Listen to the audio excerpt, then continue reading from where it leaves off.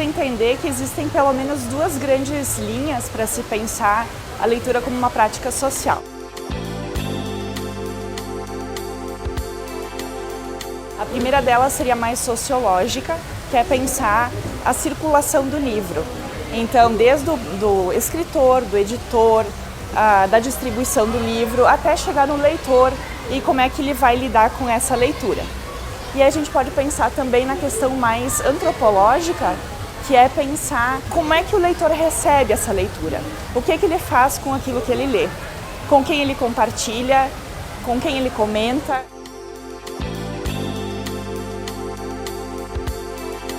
Eu acho que existem fatores culturais envolvidos nessa não prática, né? Dessa isenção do livro, dessa ausência do livro na sociedade que foi pesquisada. Eu pesquisei a cidade de Nova Bassano, que é a minha cidade natal, e existia uma discrepância bem interessante, assim, enquanto existia um processo de incentivo, projetos de leitura, feiras do livro promovidas pela escola principal da cidade, na comunidade não se via esse eco. Então as pessoas ainda diziam assim que não tinham tempo para ler, que o livro era para pessoas escolarizadas, que elas preferiam conversar com os vizinhos do que ficar lendo. Para que elas iam ler se elas não tinham ninguém para compartilhar aquilo? Eu acho que esse cenário vem mudando, até porque a gente tem gerações já que saíram do ambiente escolar e estão interagindo na comunidade de forma mais explícita, né, mais presente.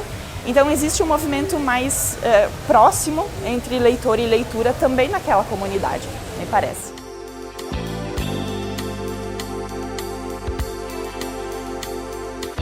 Eu acho que o contato com o mundo adulto, conforme a gente vai crescendo, a gente vai recebendo ou tendo que se vincular, né, a outras tarefas, outras responsabilidades, e que a gente vai abrindo mão desse espaço, desse tempo que a leitura demanda.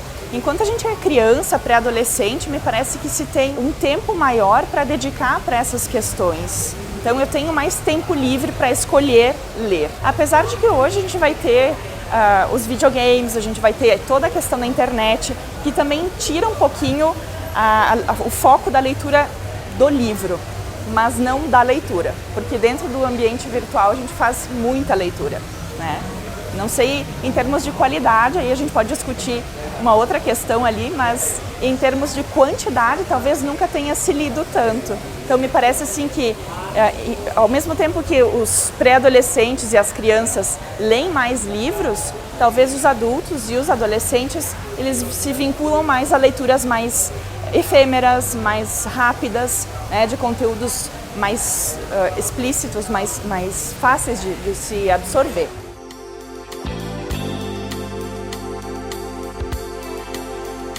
Os pais, eles são os primeiros incentivadores, os primeiros influenciadores de leitura, mas eles não são os únicos. Não é porque os meus pais leem que eu vou ser leitora. Não é tão direta assim essa relação, né? Porque eu vou ter muitos fatores externos à minha casa, à minha família, que vão me influenciar também. Eu tenho os meus amigos, eu tenho a escola, eu tenho todos esses momentos sociais, né? A feira do livro, eu tenho hoje círculos de leitura, tenho até alguns aplicativos na internet, tenho maneiras diferentes de me agregar ou me juntar a esse círculo de leitores. Me parece que falta um pouco de nós, profs, deixarmos claro para os alunos primeiro que existem vários objetivos na hora de se ler. Eu posso ler por prazer, eu posso ler para fazer um trabalho escolar, eu posso ler por conhecimento, eu posso ler para pesquisar uma informação que seja na internet. Então eu tenho objetivos diferentes para ler e eu preciso encontrar esses objetivos. Então nesse ponto eu acho que cabe muito aos professores, tanto de língua quanto de literatura, estabelecer essa ponte, essa clareza, vamos dizer assim, nos objetivos de leitura. Nesse ponto eu acho que o utilitarismo ele tem que estar ao lado do prazer, não acima, né? Não sendo prioritário. Às vezes as escolas elas contemplam os clássicos e aí os alunos têm uma certa dificuldade de chegar no entendimento, qual é o barato daquele livro, né? E nesse ponto me parece primordial o trabalho de mediação de leitura. E aí o professor entra com uma carga muito importante. Ele precisa ter esse background para chegar na sala de aula e mostrar para o aluno, nós estamos aqui, esse livro está aqui, como é que a gente chega para como é que a gente se aproxima e se apropria dessa história? Como é que a gente entende isso nos dias de hoje? Em relação àquela história, aquela narrativa, pode ser estabelecida com aquilo que a gente vivencia hoje. Então me parece que é primordial o trabalho do professor leitor nesse contexto.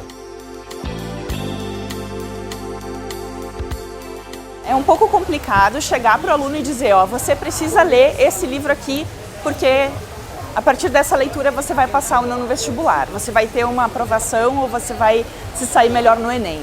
Então eu tenho uma cobrança objetiva por uma ação subjetiva, que é a leitura, né? Então me parece que eu preciso ter ali todo um contexto que me auxilie. E aí o professor entra de novo como o mediador, como alguém relevante nesse processo. Eu preciso mostrar para o meu aluno por que esse livro é um clássico, por que ele é uma leitura obrigatória, o que ele me traz de benefícios enquanto uma pessoa um pouco mais esclarecida, uma pessoa mais aberta ou não. Quanto esse livro é preconceituoso? Quanto eu posso criticar esse livro?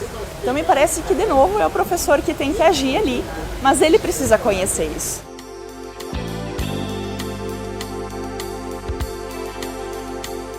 Primeira coisa é ter um professor leitor. Se o professor não lê, vai ficar bem difícil ele falar de uma coisa da qual ele não acredita. Acho que nesse ponto o professor precisa se inserir nesse ambiente literário, não só da literatura, mas ser um curioso, né? Ler um pouquinho de cada coisa, ter conhecimento não só dos clássicos, mas também dos livros que estão mais próximos dos seus alunos.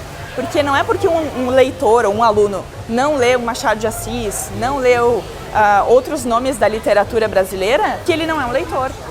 Então o professor também precisa se adequar a essa mudança de público e estar atualizado para poder fazer essa ponte, né, entre os livros e os alunos.